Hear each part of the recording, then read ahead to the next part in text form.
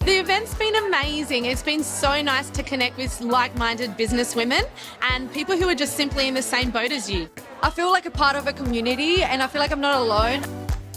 You make the women that you meet from all different walks of life and all ethnicities is just so enriching. I particularly loved Tamsin's talk today, reminding me of how important it is to experiment, to have a go, to just try something new, shake things up and see where it leads. The selfie moment definitely stood out for me, and I am definitely a selfie queen, but I think it was awesome to think about it as take a selfie with somebody, because you leave these events forgetting the person's name, not knowing who they were, but having that selfie to then share on social media. I think that one there definitely stuck with me today.